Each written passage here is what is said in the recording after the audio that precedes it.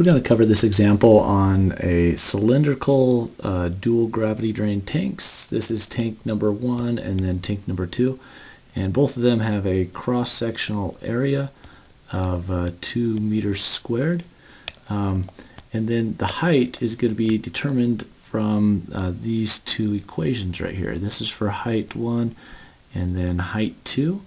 Those are differential equations that relate what's coming in minus what's going out for each of those. Okay, so we have two equations and two unknowns, two differential equations. We're going to discretize these with Euler's method. Okay, so Euler's method, when we do Euler's method, we're just going to take this derivative term right here, dh1 dt is approximately h1, now this is the first, I'll just put I plus 1 time step minus I time step divided by ti plus 1 minus ti. Okay, and then that's going to be equal to what's on the left-hand side, so that's going to be 1 over area. If I divide it over previously, and then q in minus q out 1. And so what I'll do is I'll just solve for my next time step, hi plus 1. Okay, so that's going to be hi plus 1 equals, I'll multiply this over to this side, 1 over ac times q in minus q out 1 times, I'll just call that delta t, and then plus hi.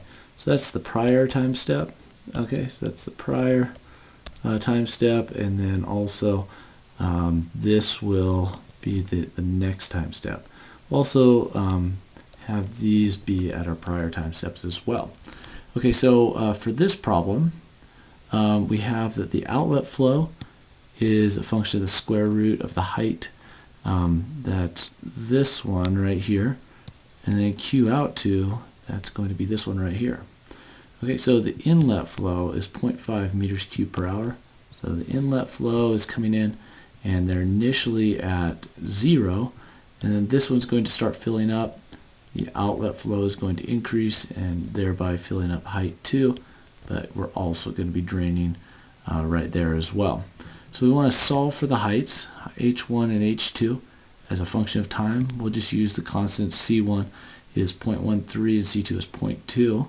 We'll use a time step of 0.5 hours, and we'll solve all the way to 10 hours for this tank. Okay, so there's our time step right there, and we'll go all the way until 10 hours. So if we open up Excel, let's just review how to do this in Excel. We have q out 1 and q out 2.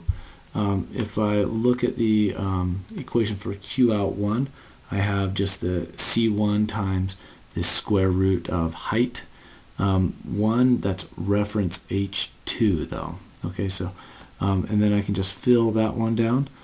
So I can do that just by taking this and double clicking. Okay, it's going to be 0 initially. Q out 2 is going to be there, square root of the height 2. Okay, and then I go ahead and fill down on that one. And then let's go ahead and make this just a little bit smaller so I can see these equations. Okay, so I want to use Euler's method now for height 1. Okay, so that's going to be equal to, and then I'll do q in. Okay, so there's q in, and I'll make that a static reference. So I'll go ahead and hit the F4 key. If you're on a Mac, it's the Apple T key instead. And then I'll subtract q out. Okay, so q out, I'll go for the prior. Okay, the prior reference right there. I won't make that a static reference. Let me go ahead and put some parentheses around this, and then I will multiply by my delta time, and again hit function F4 to make it a static reference, and then finally I'll divide by my area, again making that a static reference. Okay, and then I want to add the prior height value, and I'll make that not a static reference. Okay, so there is my height 1 And if I fill that one down, okay, then there is my predicted height. Okay, so I can actually compute that one before I even do height 2. Okay, so let's do Euler's method for height 2. Okay, so that's going to be almost the same thing as the height one, but it's just going to be a function of a couple different values. Okay, so instead of q in, I'll just copy that reference and then just drag it over. Okay, so q out, I'm going to replace that with q out 2. Okay, instead of h1, it's going to be dependent on h2. And then instead of q in here, it's going to be dependent on q out 1. Okay, but then I need to make this one not a static reference. So I hit just F4 a couple times until I get that. Okay, so there is my height 2. I can fill it down.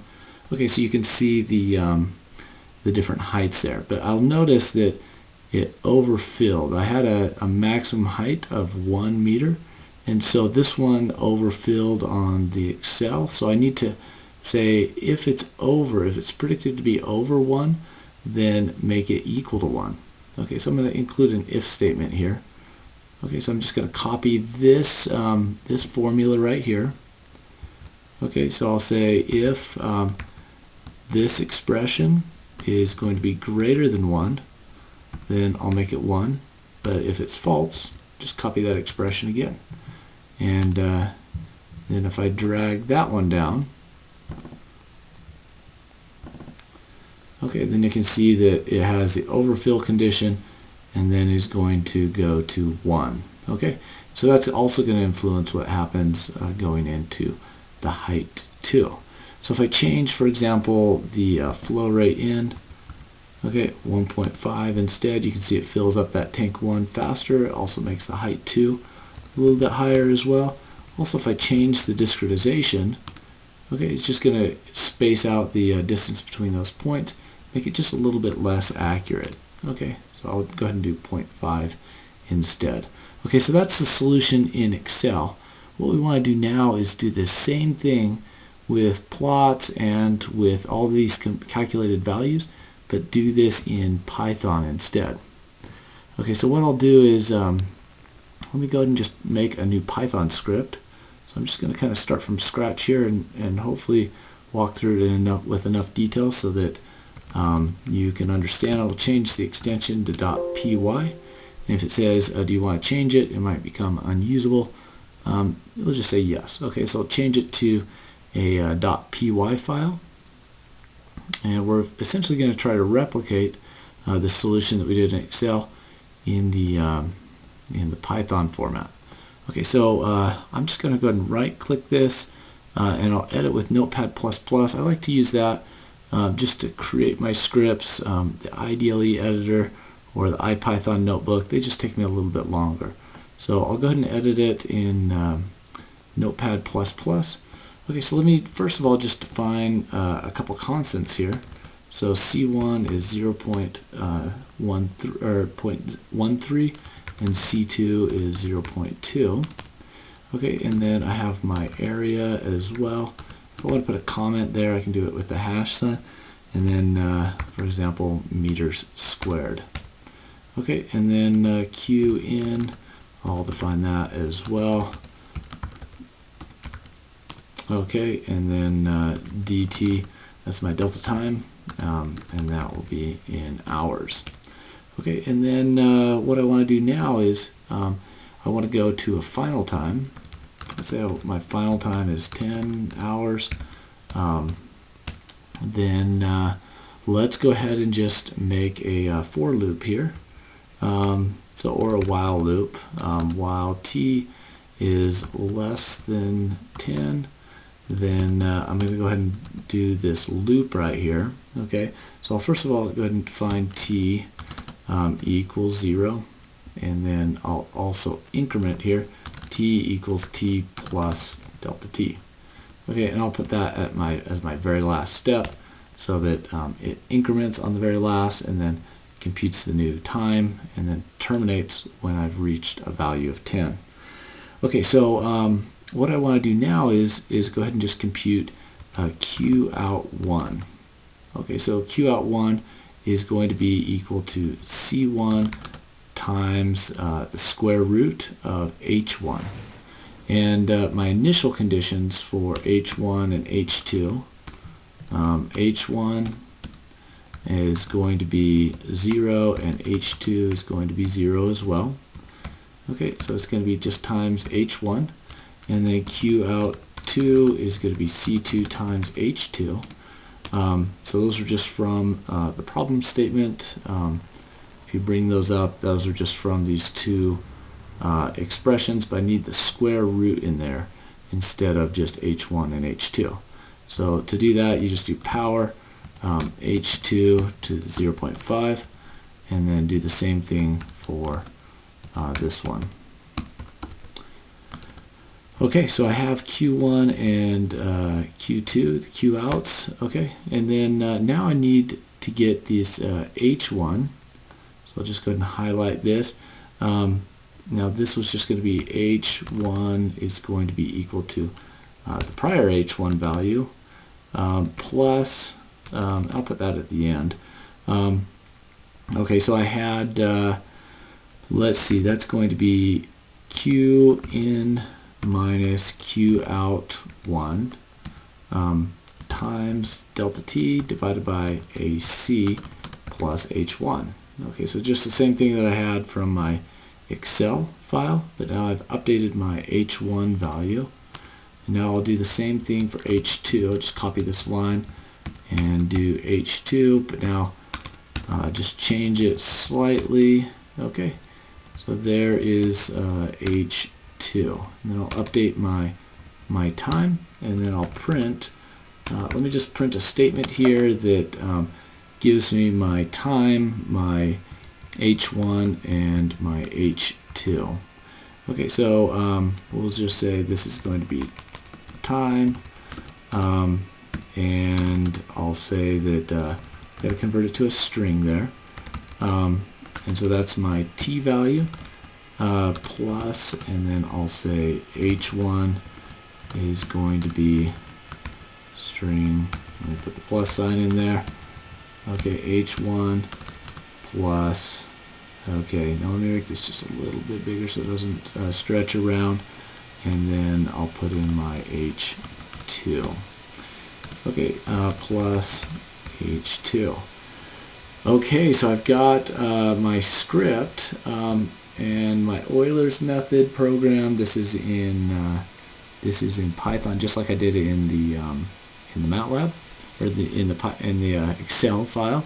And if I open this up with IDLE, I can run it. I can also edit it here as well. Okay, so there are my heights. Now you can see those were the same values that I computed in the Excel.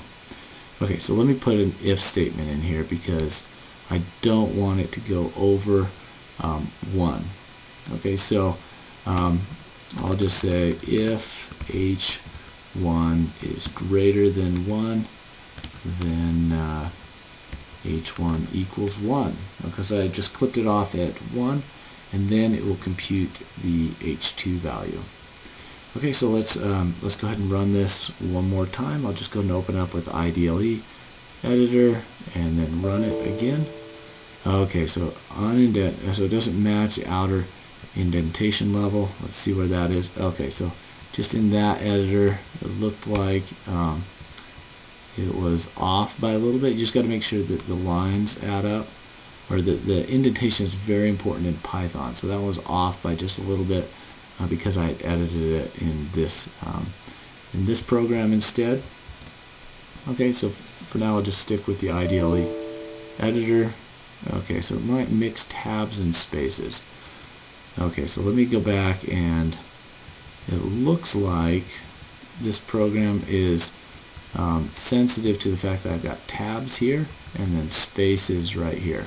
So I'm going to convert everything back over just to spaces, just 3 spaces, replace all of my tabs.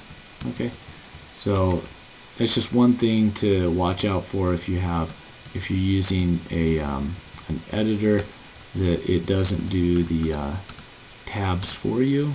okay, or it doesn't mess up the spaces and the tabs. Okay, let me get rid of that tab and that tab. Okay, there I go. So I think I've gotten rid of all of my tabs now. I'll just stick with these IDLE editor, and there you can see that it goes up to 1 on the height and then stays there as it continues filling, and then it gives me the correct H2 value. So let's just go into, okay, I am just going to stop that one. Okay, so I've got the values here for H1 and H2. And you can see it went up to 0.23. Now this one didn't go all the way up to 10. So let's just make sure it does that. So while it's less than, I'll just put down 10.1 right there just so it doesn't stop it. Or what I could do is less than or equal to 10, and then it will finish that last cycle for me. Okay, so when I run it again, then I can see it goes all the way to 10, and you can see the values there. Okay, so let's just do a okay, so what we want to do now is go ahead and make this into a function instead. Okay, so now let's say I have different C1 and C2 values. Let me go ahead and just define a function. Okay, so I'll just call this tank and make it a function of C1 and C2. And then just go ahead and indent. I can either do spaces or a tab. I'll just do 3 spaces for these. Okay, so all of this is going to go inside my function, and it will, for every C1 and C2, it will go ahead and print out the values of H1 and H2. Okay, so here I have, I need to make that part of it as well. Okay. So let's go down, and so we're deferring the values of C1 and C2 until they're defined, and so then I'm going to call my tank, and I'll do C1 and C2 right here and define my values. Okay, so this is like a separate subroutine, a program that I've written, and then I can call it as many times as I want. So let's say I just plugged in, for example, 0.13 and then 0.2. Okay, so this would be maybe I'll print my starting conditions, and that's for C1 and C2. And then let's say I want to evaluate it at modified conditions. So I changed something about the tank outlet flows, and so that's modified conditions. And then let's say I change the outlet size on the second one to be a little bit larger, so 0.25 instead. So let's go ahead and just run this one. Okay, so it ran it with the original and then modified conditions. Okay, so we've created, in this case, just a function. Now what we want to do is let's go ahead and plot these instead. Okay, so we want to be able to plot it just like we did in Excel. So here's Excel, and then we've plotted these here in this plot. So now what we want to do is, instead of printing it out, because that can be kind of hard to see these values, we'll go ahead and just save these. Okay, so I'm going to create 2 new arrays here, and let's do. I'll just create some empty arrays, and so I'll use NumPy. One thing that I'll need to do is go ahead and import NumPy.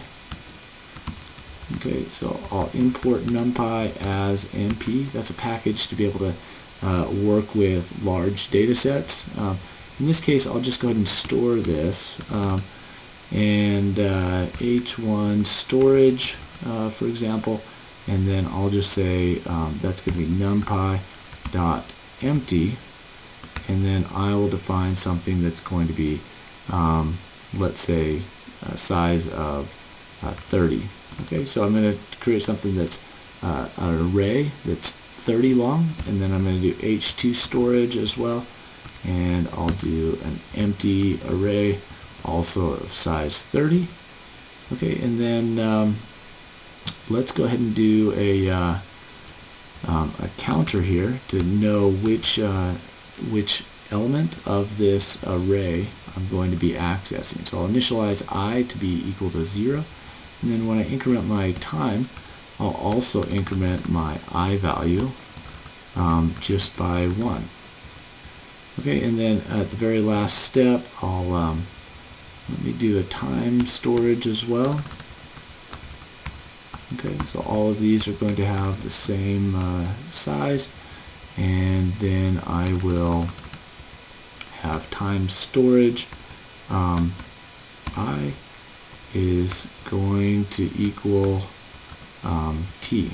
Okay, so I'm just going to store that in this array, and then h1 storage I is going to be h1, and then h2 storage I is going to be equal to h2. Okay, so I've stored those, and then what I want to do now is go ahead and plot these values. Okay, so for this one, after it's computed this while loop, I've given myself a couple extra. I only needed 20 there, but let me also import another package that is going to be called matplotlib. Okay, so import matplotlib.pyplot. Okay, so that's a package for being able to plot these things, and I'll just import that as PLT. Okay, so I just shortened the name, imported it so it can use it, and then down here I'm going to then plot it, and let's go ahead and do a PLT figure. Okay, and I'll create a new figure, and then PLT dot, let's go ahead and do plot function. Okay, so I'm going to plot my time and my height 1. Okay, and then I'll plot my my time and my height 2. Okay, and then I'll do a show function just to be able to show this after it finishes. Okay, so it's going to run through this loop. Instead of printing out, now it's just going to store it into these arrays right here, just with index I. Now in Python, it starts with index I equals 0, and then goes up to whatever number you had. Okay, because I started these as empty arrays, then there's going to be nothing there. It won't plot those values that are unused. Okay, so let's go ahead and just try to run this now. I won't be surprised if there's some errors, but let's just go ahead and try it and see if it pulls up a plot here. Okay, so no plot yet. Let's see if this PLT figure 1. Okay, so there's something that's still not quite right here. Let me just check the indentation. Okay, so that's okay.